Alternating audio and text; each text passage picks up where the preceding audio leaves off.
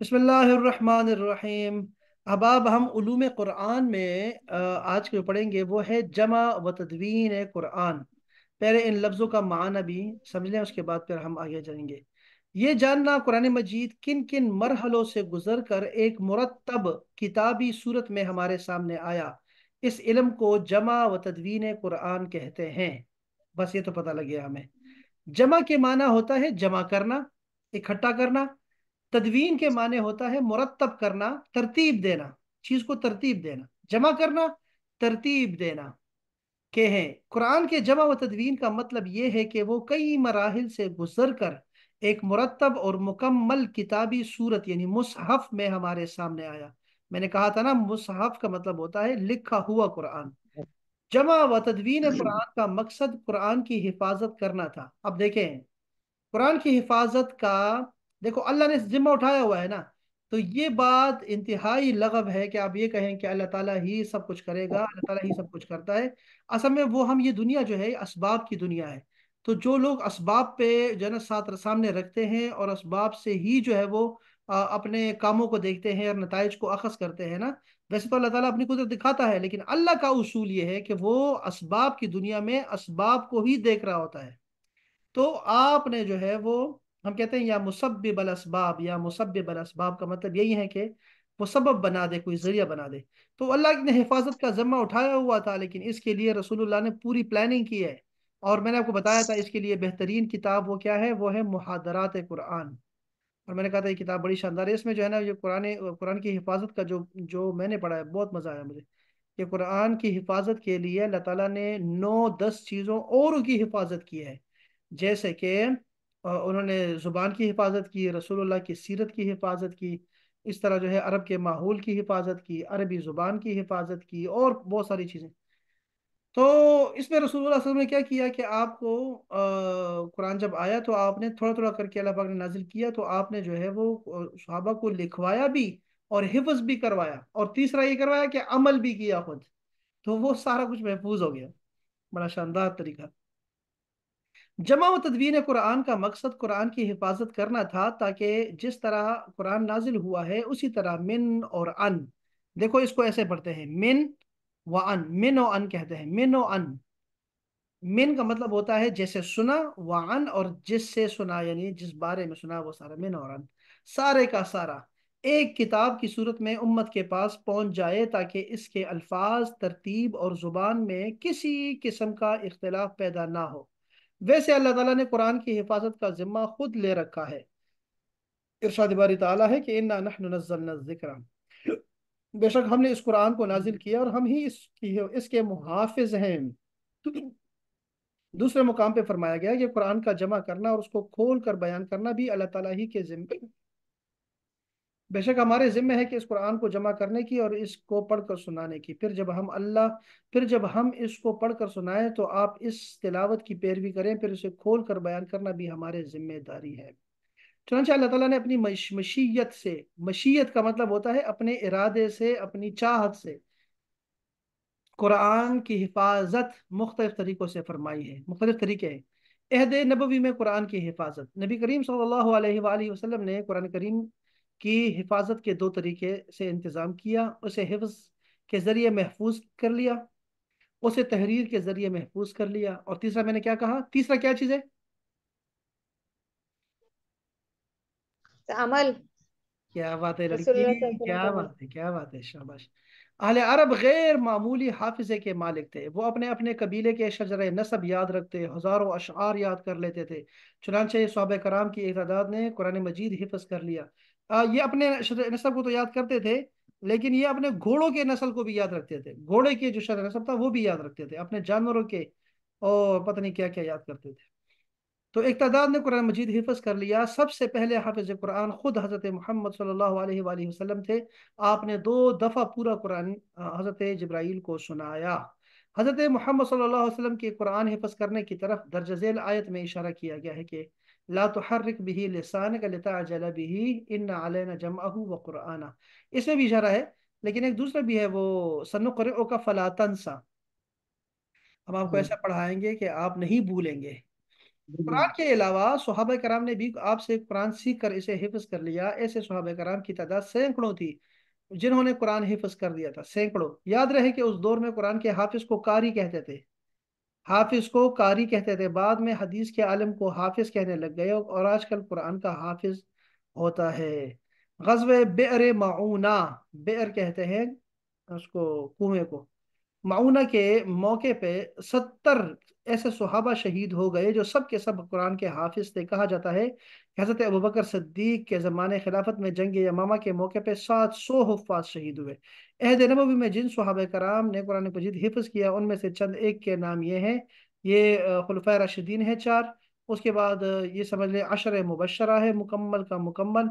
आप इनमें किसी खातून का नाम देख रहे हैं? नहीं देखा आपने कुरान। खातन खातन के बहुत सारे हुफ्फाज हैं, बहुत सारे हाफिजात इसमें शामिल हैं, लेकिन यहाँ लिस्ट पूरी नहीं है। वो पूरी लिस्ट इसकी भी है और लिखने वालों की भी लिस्ट पूरी है। वो मैं आपको दिखाता हूँ इंशाल्लाह।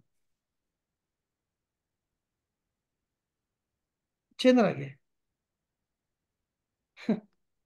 चेहरा का मेरा भाई ऊपर आप रहे बस।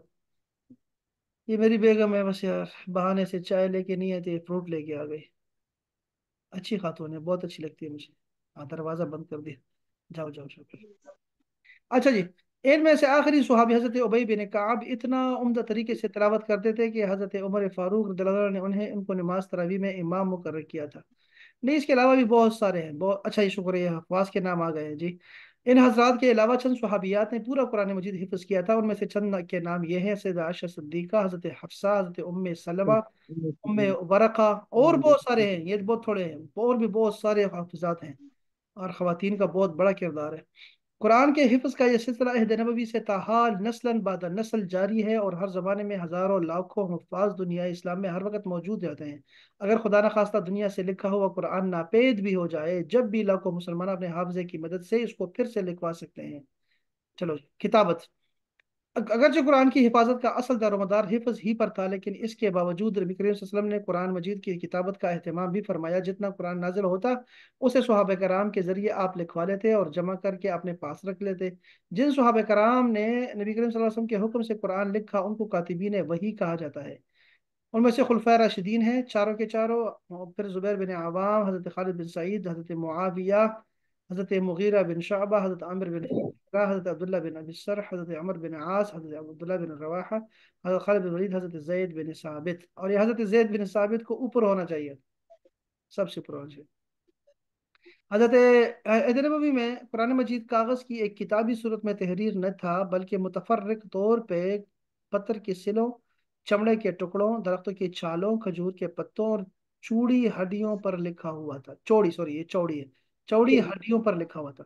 उसे नबी करीम सल्लल्लाहु अलैहि वसल्लम के यहाँ रख दिया गया था। इसके अलावा बाज़ सहाबा कराम ने ज़ाती तौर पर भी अपने लिए कुरान के मसाहिफ लिख लिए थे। उबय बिन काब के पास अपना कुरान मजीद था। हज़रत अब्दुल्लाह बिन मसऊद, हज़रत अली शेर खुदा, हज़रत उम्मुल मोमिनीन सैयदा आयशा सिद्दीक़ा, हज़रत उस्मान गनी, अबू अयूब अंसारी, अब्दुल्लाह बिन उमर, ज़ैद बिन साबित अल अंसारी, तमीम दारी। जो कुरान हुजूर सल्लल्लाहु अलैहि वसल्लम की निगरानी में लिखा जाता था उसे मौजूदा कुरानी तरतीब के मुताबिक ही लिखा जाता था। आप कातिबीन वही को हिदायत फरमा देते थे कि ये आयत फला सूरत या आयत से पहले या बाद लिखी जाए। इस तरह कुरान मजीद की सूरतों और आयतों की तरतीब नबी करीम सल्लल्लाहु अलैहि वसल्लम ने वही इलाही के मुताबिक रखी। इस तरतीब में सबसे पहली सूरत सूरह फातिहा है और सबसे आखिरी सूरत सूरत नास है। कुरान की ये तरतीब तौकीफी कहलाती है, तौकीफी, याद रखें। ठीक है जी। जो तरतीब अल्लाह रसूल मुकर्रर करे तौकीफी है, जिसका मतलब यह है कि यह अल्लाह ताला के हुक्म और वही के मुताबिक है और इसमें नबी करीम सल्लल्लाहु अलैहि वसल्लम या किसी का और का इज्तिहाद शामिल नहीं। इस तरह कुरान की नुज़ूली तरतीब अलग थी और मौजूदा तरतीब इससे मुख्तलिफ है, क्योंकि नुज़ूली तरतीब में सबसे पहले सूरत अलक की इब्तदाई 5 आयत नाजिल हुई थी। इसके बाद है अहद सद्दीकी में क्या हुआ। नबी करीम सल्लल्लाहु अलैहि वसल्लम की वफात तक और अहद सद्दीकी की इब्तिदा में कुरान कुरान कुरान तहरीरी तौर पर एक किताब की जल्द में मुरतब नहीं था, बल्कि मुख्तलिफ अशिया पर इसके मुख्तलिफ हिस्से और अज्जा लिखे हुए थे। खिलाफत सद्दीकी में एकजुटी मुद्दई नबूवत मुसलमा कज़्ज़ाब के खिलाफ जंग यमामा 11 हिजरी में हुई, जिसमें बहुत से हुफ्फाज सहाबा कराम शहीद हो गए। इस पर सैयदना उमर फारूक को ख्याल आया कि अगर इसी तरह हुफ्फाज शहीद होते रहे या दुनिया से रुखसत हो गए تو پھر قرآن کی حفاظت کیسے ہوگی؟ چنانچہ انہوں نے خلیفہ رسول حضرت ابوبکر صدیق کو مشورہ دیا کہ وہ قرآن جدید کو ایک کتاب کی صورت میں لکھوا کر محفوظ کر لے۔ حضرت عمر کی اس تجویز پر سیدنا ابوبکر صدیق نے جواب دیا کہ جو کام حضرت محمد نے نہیں کیا وہ کیسے کر سکتا ہوں؟ یہ میں نے آپ کو عرض کر دیا تھا اس بارے میں کہ دیکھیں نا، ان کو بھی یہ فکر لاحق تھی کہ ایسا نہ ہو کہ بدعت ہو جائے، لیکن بدعتیں جو ہوتی ہیں وہ اچھی بھی ہوتی ہیں۔ تو آپ نے کیا فرمایا، لیکن حضرت عمر فاروق برابر اپنی رائے پر اصرار کرتے رہے کہ ان کی عادت تھی ہے، وہ ایسا کرتے تھے، سختی سے کرتے تھے۔ آخر کا روز آخر کئی روز کے پے ہم یعنی برابر اصرار کے بعد صدر ابوبکر صدیق رضی اللہ تعالیٰ نے ان کی اس تجویز سے اتفاق کر لیا اور وہ یہ کام کرنے کے لیے آمادہ ہو گئے۔ اس کام کو عملی جامہ پہنانے کے لیے خلیفہ اول حضرت ابوبکر صدیق نے حضرت زید بن ثابت الانصاری کو بلایا اور ان سے مشورہ کیا، اور جب وہ اس بات کے قائل ہو گئے تو ان کو قرآن جمع کرنے اور اسے کتابی صورت میں لکھوانے کا حکم دے دیا۔ حضرت زید بن ثابت انصاری واقعی اس کام کے اہل تھے۔ وہ خود جوان تھے، سمجھدار تھے، عہد نبوی میں کاتب وحی رہ چکے تھے۔ نبی کریم صلی اللہ علیہ وسلم کے گھر کے قریب ہی ان کا گھر تھا، وہ قرآن کے حافظ بھی تھے۔ لیکن ان سب کے باوجود ان کا کہنا تھا، اللہ کی قسم اگر مجھے پہاڑ ایک جگہ سے دوسری جگہ منتقل کرنے کا حکم دیا جاتا تو یہ میرے لیے اس کام سے زیادہ آسان تھا۔ حضرت ابوبکر صدیق نے قرآن جمع کرنے کے لیے حضرت زید بن ثابت انصاری کو قرآن جمع کرنے والی کمیٹی کا صدر مقرر کیا۔ اس کمیٹی میں کون کون تھے؟ اس میں صحابہ کرام شامل تھے، بہت سارے صحابہ کرام شامل تھے۔ یہ طریقہ کیا تھا ان کا؟ طریقہ یہ تھا کہ حضرت زید بن ثابت الانصاری نے قرآن جمع کرنے کا کام شروع کر دیا۔ لوگوں میں یہ اعلان کر دیا کہ جس شخص کے پاس قرآن کی لکھی ہوئی آیات موجود ہے وہ حضرت زید بن ثابت کے پاس لے آئے۔ جب کوئی آدمی ان کے پاس قرآن کی لکھی ہوئی آیتیں لے کر آتا تو 4 طریقوں سے اس کی تصدیق کی جاتی۔ حضرت زید بن ثابت الانصاری جو اپنے حافظے سے اس کی تصدیق کرتے، خود کوئی لکھی ہوئی آیت اس وقت تک قبول نہ کی جاتی جب تک 2 معتبر گواہ یہ گواہی نہ دیتے کہ وہ نبی کریم صلی اللہ علیہ وسلم کے سامنے لکھی گئی تھی۔ پھر ان آیتوں کا موازنہ ان دوسرے مجموعوں اور مصاحف سے کیا جاتا جو بعض صحابہ کرام کے پاس تھے۔ اتفاق سے ایک آیت ایسی تھی جو صرف حضرت خزیمہ انصاری کے پاس لکھی ہوئی موجود تھی۔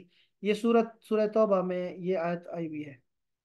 کیونکہ یہ آیت سینکڑوں حفاظ کو زبانی یاد تھی، اگرچہ سوائے حضرت خزیمہ انصاری کے کسی کے پاس موجود نہیں تھی۔ دوسری اس کی وجہ یہ تھی کہ ایک دفعہ حضور صلی اللہ علیہ وسلم نے حضرت خزیمہ کی گواہی کو 2 گواہی کے برابر قرار دیا تھا، لہٰذا اس بنیاد پر بھی یہ آیت جمع کر لی گئی۔ اس طرح حضرت زید بن ثابت الانصاری نے نہایت درجہ احتیاط کے ساتھ 1 سال کی مدت میں، 1 سال لگا ہے بھائی، وہ سارا قرآن جمع کر لیا اور اسے ایک کتاب کی صورت میں پیش کر دیا۔ اس نسخے میں ہر صورت الگ صحیفے پہ درج تھی اور اس کا نام مصحف یا مصحف امام رکھا گیا۔ مصحف امام، امام کا مطلب یعنی امیر المومنین۔ اس نسخے کی چند خصوصیات یہ تھی، اس میں قرآنی آیات کو نبی کریم صلی اللہ علیہ وسلم کی بتائی ہوئی ترتیب کے مطابق درج کیا گیا۔ اس میں صورتوں کو ملا کر نہیں لکھا گیا بلکہ ہر صورت کو الگ الگ لکھا گیا۔ اس میں 7 حروف، 7 احرف یا قرات جمع تھی۔ اسے خط حمیری میں لکھا گیا۔ اسے لکھوانے کا مقصد یہ تھا کہ ایک ایسا نسخہ مرتب ہو جائے کہ جس پر تمام امت کی مہر تصدیق ثبت ہو اور ضرورت کے وقت اس کی طرف رجوع کیا جا سکے۔ یہ پڑھ لیتا ہوں۔ عثمانی دور حکومت میں تدوین کی گئی حضرت زید بن ثابت انصاری کا مرتب کیا ہوا قرآن، جسے مصحف الام یا مصحف امام کا نام دیا گیا تھا، دور صدیقی میں حضرت ابوبکر صدیق کے پاس رہا۔ ان کی وفات کے بعد یہ مصحف حضرت عمر فاروق رضی اللہ عنہ کے پاس چلا گیا۔ ان کے شہادت کے بعد یہ ام المومنین حضرت حفصہ کے پاس رکھا گیا۔ لیکن دور عثمانی میں جب اسلام عرب سے نکل کر ایران اور روم اور دوسرے عجمی ممالک تک پھیل گیا تو عجمی لوگوں کے لیے ایک نیا مسئلہ اٹھ کھڑا ہوا۔ یہ قراءت کا اختلاف کا مسئلہ تھا۔ اس کی تفصیل یہ ہے کہ حضرت حذیفہ آرمینیا اور آذربائیجان کے محاذ پر جہاد میں شریک تھے۔ وہاں انہوں نے دیکھا کہ لوگ قرآن کی قراءت کے حوالے سے اختلاف کر رہے ہیں۔ مدینے والے मदीने वापस आकर उन्होंने अमीरुल मोमिनीन हज़रत उस्मान गनी को इस मसले की जानिब मुतवज्जे किया। तो उन्होंने सहाबा कराम को जमा करके उनके सामने ये राय रखी कि मुसहफ़ इमाम की नकलें तैयार करके मुल्क के तमाम सूबों में भिजवा दी जाए। कुरान सिर्फ कुरैश के लहजे में लिखा और पढ़ा जाए, क्योंकि नबी करीम कुरैशी थे, अफसहुल अरब थे, यानी सबसे फसीह थे। और कुरान कुरैश ही के लहजे में उतरा था। तमाम सहाबा कराम ने हज़रत अमीरुल मोमिनीन सैयदना उस्मान गनी की इस राय की तायीद की। इस पर हज़रत उस्मान ने हज़रत हफ्सा के हाथ से मुसहफ़ इमाम मंगवा लिया। फिर एक 4 रुकनी कमेटी तश्कील दी। हज़रत ज़ैद बिन साबित को उसका हाकिम रखा। हज़रत अब्दुल्ला बिन ज़ुबैर, हज़रत सईद बिन अल आस, हज़रत अब्दुर्रहमान बिन हिशाम, इन असहाब के ज़िम्मे ये काम था कि वो मुसहफ़ इमाम को मुरतब सूरत में लिख कर किताबी शक्ल दें। इस पर उन्होंने इस काम को इस तरीके से सर अंजाम दिया, तमाम सूरतों को तरतीब के साथ मिलाकर एक मुसहफ में लिखा, ये जो हमारे पास कुरान मजीद है। फिर कुरान के साथ नुस्खे तैयार किए, जो बाद में हज़रत उस्मान के हुक्म से कूफा, बसरा, शाम, मक्का, यमन और बहरीन भिजवाए गए थे, और उनके साथ एक कारी भी उसे पढ़कर सुनाने के लिए भेजा गया। कुरान का रस्मुल ख़त ऐसा इख्तियार किया गया जिसमें कुरैश की तमाम किरातें और लहजे समा जाएं। कुरान मजीद के साथ मयारी नुस्खे और नकलें तैयार करने के बाद सैयदना उस्मान सर ने एक क्वेश्चन है यहाँ पे। एक मिनट सबर करो, खत्म करता हूँ फिर करते हैं, गप्पे लगाते हैं। जी जी, अच्छा ठीक है। तमाम इनफरादी नुस्खे जो मुख्तलिफ सहाबा कराम के पास ज़ाती तौर पर थे, उनको नजर आतिश कर दिया ताकि मुसलमानों के दरमियान कुरान पढ़ने के बारे में कोई इख्तलाफ बाकी ना रहे। इसके बाद हजरत उस्मान ने एक नुस्खा मदीने में अपने पास रखा और बाकी 6 नुस्खे मुल्क के दूसरे सूबे कूफा, बसरा, शाम, मक्का, यमन और बहरीन भिजवा दिए। साथ ही उनको पढ़कर सुनाने वाला एक एक कारी भी हर जगह भेज दिया। हजरत उस्मान के इस काम को हजरत अली समेत तमाम सहाबा कराम ने पसंद किया। उम्मत मुस्लिमा पर हजरत उस्मान का ये बहुत बड़ा एहसान है कि उन्होंने इन कारनामों में से एक कुरान भी, उनको जामे कुरान भी कहते हैं। जी जी महपरा। सर ये रस्मुल खत से क्या मुराद है, कि अलग रस्मुल खत, उस्मानी रस्मुल खत या दूसरा? मतलब देखिए, कुरान तो जिस अल्फाज में, जिस अंदाज में नाजिल हुआ वो एक ही होगा ना। ये मुझे समझ में नहीं आई बात। ये देखिए रस्म खत किसे कहते हैं, ये फॉन्ट को कहते हैं, फॉन्ट को। ये देखिए, ये जो जिस तरह ये लिखा हुआ जी, फॉन्ट जो जिस फॉन्ट में हो, है, बिल्कुल। ये देखो ये फॉन्ट है, तो इसमें तो कोई हर्ज, इसमें कोई हर्ज है क्या? कोई हर्ज नहीं है इसमें, आप किसी भी फिर ऐसे क्यों हम पढ़ते हैं कि उस्मानी रस्मुल खत या दूसरा रस्मुल खत? ये हाँ, मतलब क्या है? उसकी उसकी वजह ये है, देखें जैसे मैंने आपको मिसाल दी थी, जैसे ये एक लफ्ज लिखते थे, ठीक है, वो लोग सर, ऐसे। जैसे कैलीग्राफी में मुख्तलिफ किस्म देखिए, के रस्मुल खत मैं इस्तेमाल होते हैं अब मैं ना। बताता हूँ ना, देखो ये भी अच्छा ये अच्छा, फैसला। Okay got it. एक मिनट, लड़की समझ सब गई मैं। ले, पहले से समझ गई, रास्ते से समझ गई, मैं पहले भी शुरू देखे से। सर, कितनी जल्दी एक जुमले में समझा दी है। अच्छा ये आप देखो, इतनी लंबी। अब अरे देखो जरा। कैलीग्राफी से वो कैलीग्राफी की है ना थोड़ी बहुत, इसलिए थोड़ा सा पता है इसलिए। सुनो, हर रास्ते में बैठा हुआ आदमी आपको समझाएगा तो फिर आप कैसे समझोगे? हर बंदे की हाँ हाँ करोगी सर, ये तो ऐसे की। ज्यादती है सर, ये तो ये देखो, अच्छा ये देखो, नहीं ये सर, आप देखो, समझाइए, आप बताइए सर। ये देखिए, ये लिखा हुआ है, ये क्या है आपके ख्याल में? ये मैंने क्या लिखा है? ये मुंह। ऐसे, देखो ये ऐसे ऐसे लिखा होता था, ठीक है, बल्कि ऐसे नहीं, वो तो बहुत अजीब था लिखा था। ये तो मैं आपको वो बता रहा हूँ जो यहाँ लिखा थे, उस्मानी रस्म खत में है। ये देखें, ये ऐसे लिखा होता था, तो ये देखो मे अतुन भी हो सकता है, मे अतुन, ठीक है, मे का मतलब होता है 100, लेकिन ये मिनहो भी हो सकता था। नुक्ते नहीं लगाते थे वो लोग, नुक्ते तो थे ही नहीं इसके ऊपर। और ना ही ये फा और काफ का फर्क रखा गया, फा का काफ का फर्क रखा गया। तो ये मिनहो भी हो सकता है, मिनहो, ठीक है। तो उन्होंने क्या किया कि इसको ना चेंज कर दिया, ये जो मे अतुन था ना, मे अतुन, तो मे अतुन को उन्होंने अलिफ का इजाफा कर दिया, ऐसे कर दिया। आपकी कैलीग्राफी कहाँ गई है आपकी? ये मे अतुन को ऐसे लिखते थे वो लोग कि भाई ये अब ये कैसे, ये तो अरब में है ही नहीं, अरबी में उन्होंने इजाफा कर दिया, ठीक है। इसी तरह उलाइका को देखो, उलाइका में ये जो अलिफ है ना, ये वैसे ही है, ये जो वो है ना, ये वाला, ये इजाफी है, ये वाला हो, इसकी कोई जरूरत नहीं है बोलने की, ये उलाइका है, उलाइका। तो ये वो है नहीं, लेकिन ये डाल दिया गया ताकि बाकियों के साथ इसकी ना मुशाबिहत ना आए। इस तरह बहुत सारे तब्दीलियां उन्होंने की, और एक फ़ॉन्ट ऐसे रखा कि उसमें जो भी पढ़ेगा वो पढ़ सकता हो, चाहे वो अरबी हो या चाहे अजमी हो, वो ऐसे पढ़ सकता हो, आसान कर दिया उनके लिए। तो उस खत को उन्होंने कहा भाई ये अमीरुल मोमिनीन का लिखा हुआ खत है, और उन्होंने उसको ऐसे लिखा है। लेकिन लाजिम बात है, हुफ्फाज जितने नुस्खे तो 5-6 नुस्खे थे ना, लेकिन हुफाज तो लाखों में पहुंच गए थे, हजारों में पहुंच गए थे। तो कोई ये, अब ये हजारों जो है ना, हजारों फिर लाखों में चले गए, फिर करोड़ों में चले गए हम लोग। ठीक है, तो अभी हमारे पास करोड़ों हुफाज है अल्हम्दुलिल्लाह पूरी दुनिया में। तो ये हर जमाने में होता चला आ रहा है, इसलिए कोई इसमें इख्तिलाफ नहीं आ सकता बिल्कुल भी। लेकिन लिखाई में जो था ना, लिखाई में वो चूंकि चेंजिंग आ रही थी उस वक्त, तो इस वजह से उन्होंने उसको ना चेंज कर दिया था। बाद में जब हमारे पास नुक्ते आ गए, जबर जेर आ गया, और वो हज्जाज बिन यूसुफ ने या किसी ने भी ये कारनामा अपनाया, अबू असद दोली ने अपनाया, तो उन्होंने जो अमीर मोमिनीन सैयदना उस्मानी गनी का बताया हुआ था, वो रस्मुल खत था उनका, उन्होंने उसको नहीं छोड़ा। उन्होंने कहा भाई इसको, उसको नहीं तर्क किया, बल्कि उन्होंने कहा भाई इसको रखने रखे दें, जैसे उन्होंने कहा था वैसे ही रखे हैं इसको। तो उन्होंने ऐसा ही रखा, हालांकि उसकी फिर इजाजत जरूरत नहीं रही थी, लेकिन वो अभी तक हमारे साथ चल रहा है वो। और मैंने बताया था आपको कि ये सारी जितनी भी बिदअतें हैं वो सारी हमारे फायदे के लिए हैं, और इसमें आसानी ही आसानी है, और ये सिलसिला चलता रहेगा। कुरान मजीद का सिलसिला ये जो है ना, अभी हमारे पास डिजिटल कुरान मजीद आ गया है। अभी हमारे पास एक ही आयत को 6-6 दफा पढ़ते हैं वो लोग। अभी हमारे पास हर कारी की जुबान में कुरान मजीद मौजूद है, हर आयत को जिस तरह आप चाहें उस तरह पढ़ सकते हैं, आप खुद भी कारी को सुना सकते हैं। ये सारी अच्छी अच्छी बिदत है। और इसके बाद, इसके अलावा क्या क्या होने वाला है, उसके बाद क्या होने वाला है, वो सब कुछ आएगा कुरान मजीद में। तो ये आपने देखा कि उस्मान गनी ने, ये भी एक कड़ी है, एक पूरी जंजीर है, उस जंजीर की एक कड़ी है।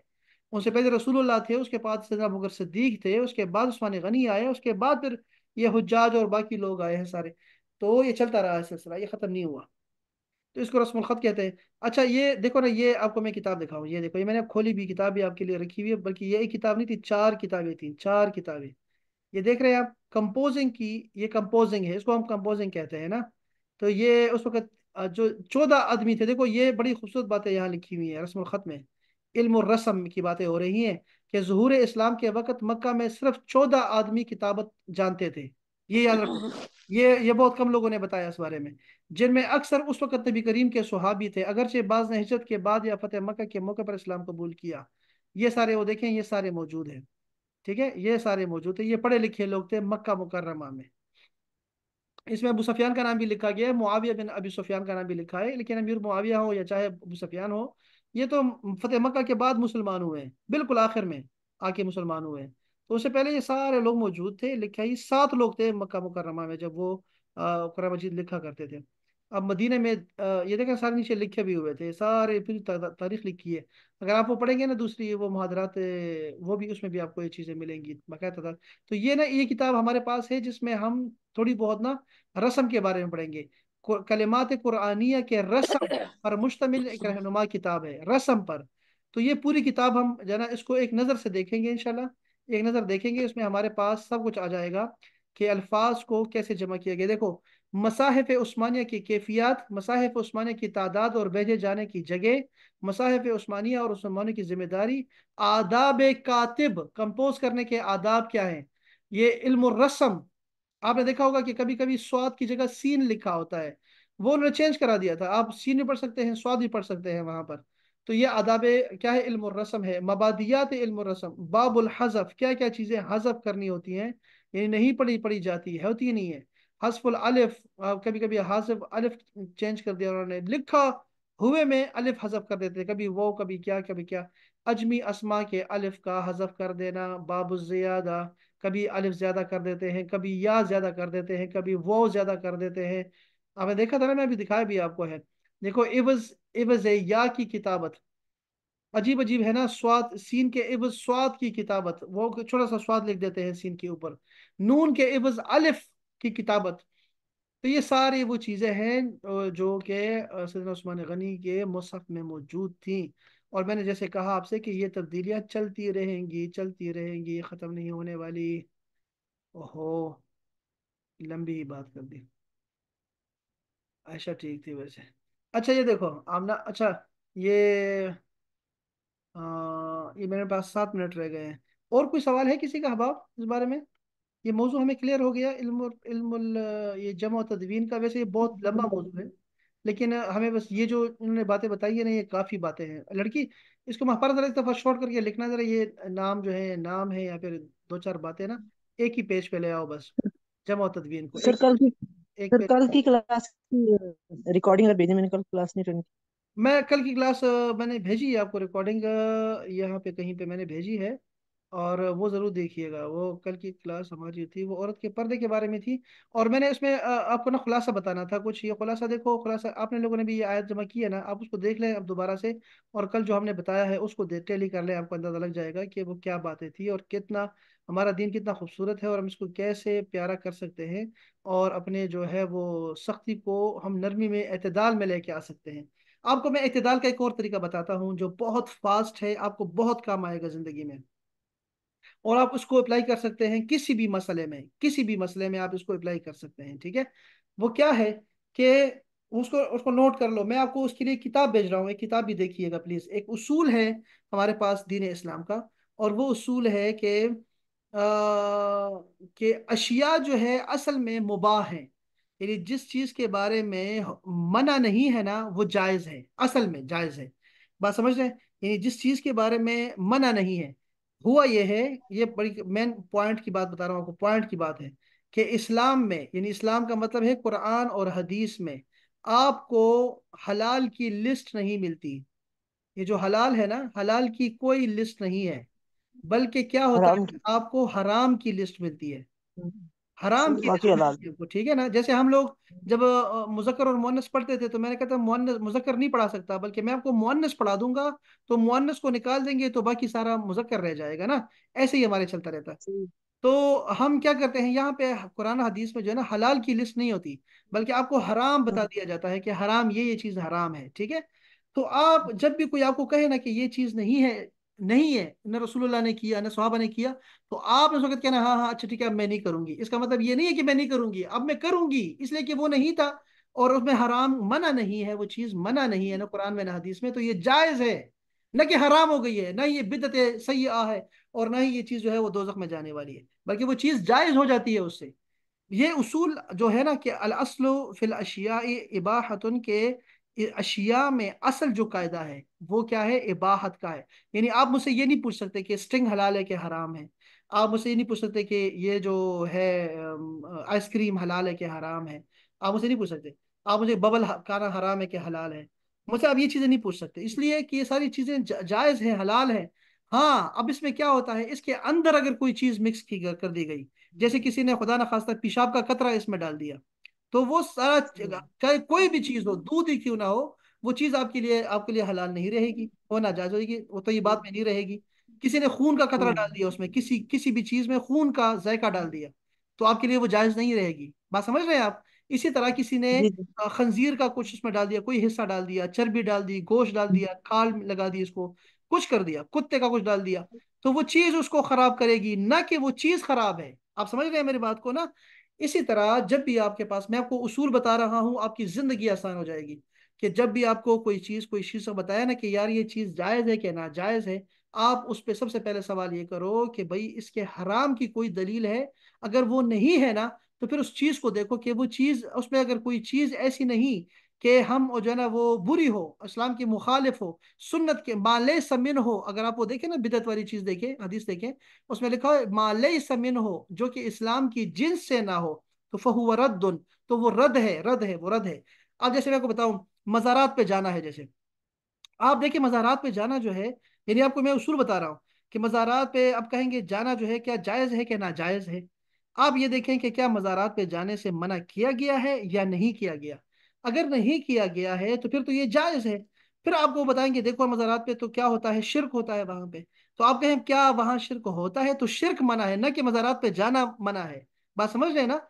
आप चीज को समझ रहे हैं कि खून हराम है, पेशाब हराम है, ना कि वो चीज हराम है, वो दूध हराम है और वो बबल हराम है, जिसमें वो चॉकलेट हराम है, जिसमें वो मिस कर रहे हैं। आप वहां ये देखें कि क्या वहां पे इख्तिलात होता है मर्द और औरतों का, तो अगर होता है तो इख्तिलात मना है, न कि वहां जाना जाना है। इसी तरह मीलाद शरीफ का महफिल है, अगर आप देखें तो उम्मत में क्या आएगा, फिर इसके बाद आप देखेंगे एतदाल आएगा आपके जुमलों में, आप वही खूबसूरती है इस्लाम की, आप वहां देखेंगे तो आपको खुद ब खुद सब कुछ। आप फिर ये जो है ना, ये जो झगड़े चल रहे हैं, तफरकाबाजी चल रही है, ये इससे निकल आएंगे, खुद ब खुद निकल आएंगे। आपको कोई भी पूरी दुनिया के इस्लाम के साथ बराबर हो जाएंगे, और आपके फतवे में नरमी आ जाएगी, इतदाल आ जाएगा। हाँ, अगर आपकी तबीयत में अब बचपन से ही अगर शिद्दत डाल दी गई है और हर चीज को आपने शक की निगाह से देखना है, तो फिर तो कोई नहीं बचा सकता आपको। لیکن اگر آپ کی طبیعت میں کوئی اعتدال ہے، اللہ پاک نے ڈالا ہوا ہے، رحم کیا ہوا ہے، تو پھر آپ خود بخود جو ہے نا وہ اصل چیز کی طرف لوٹ آئیں گے، اور آپ دیکھیں گے جب بھی آپ تلاش کریں گے آپ کو پوری دنیا کے فتوے آپ کو اسی طرح ملیں گے، آپ کہیں گے یار یہ تو اعتدال کی بات ہے یار، یہ کیا ہے، میں تو بالکل یا تو بالکل ہی حلال کی طرف چلا گیا ہوں یا بالکل ہی حرام کی طرف چلا گیا ہوں، تو یہ کیا ہے، اعتدال کہاں چلا گیا، اسلام کی خوبصورتی کہاں چلی گئی، وہ پھر آپ کے سامنے آ جائے گی۔ تو اب یہ دیکھ عورت کی آواز کا پردہ تھا نا، ہم نے دیکھا بھی قرآن میں دیکھا، حدیث میں دیکھا کہ کہیں کوئی حکم ہے، کہیں بھی ہمیں حکم نہیں ملا کہ عورت کی آواز کا جنب پردہ ہے، کہیں بھی حکم نہیں ملا۔ جہاں بھی ملا تو جو استاد جی بتا رہے ہیں کہ اس میں فتنے کا خوف ہے، فتنے کا خوف ہے، تو وہ تو آپ کی کسی بھی چیز میں پڑا ہوا ہے، تو اس سے ہم درس و تدریس بند نہیں کر سکتے، ہم لوگ محافل میلاد ہے یا پھر ہمارے درس و تدریس ہوتا ہے، ہمارے آرگنائزیشنز کچھ تنظیمیں ہوتی ہیں جو چلا رہی ہیں، جماعت اسلامی ہے یا باقی جماعتیں ہیں، تو وہ سب کچھ چلتا رہے گا نظام، ہم اس کے لیے نہیں بند کریں گے، عورتوں کے لیے عورتیں کر سکتی ہیں، سلام بھی کر سکتی ہیں، سلام کا جواب بھی لے سکتی ہیں، بالکل کر سکتی ہیں، ہم نے یہ سارا جا کے دیکھ بھی لیا ساری چیزیں، تو آپ نے یہ چیزیں دیکھیں گی نا، یہ بڑا آپ کی زندگی آسان ہو جائے گی۔ اس میں نہیں مزید سر، جیسے اس پہ کوئی بھی بات ہو نا آپ ایک نے سوال ہے، جن- عورت عورت جیسے وہ غیر محرم کو سلام کر سکتی ہے؟ ہاں یہ میں کل ہم نے فتوے پڑھے ہیں، میں آپ کو ذرا وہ آپ کو بھیج دیتا ہوں، لنک بھیجتا ہوں آپ کو، ذرا وہ دیکھیے گا کہ وہاں پہ خواتین جو تھی وہ سلام کرتی تھی، بلکہ وہ نگران رکھی گئی تھی، بازار کی نگران رکھی گئی تھی۔ اگر آپ کو فتنے کا خوف نہ ہو، جیسے آپ ہیں، میری دادی ہیں، میری کزن ہے یا میری خالہ آ گئی ہیں اور میں بیٹھا ہوا ہوں، تو میں ان کو استاد بھی ہوں، مجھے سلام بھی کرتی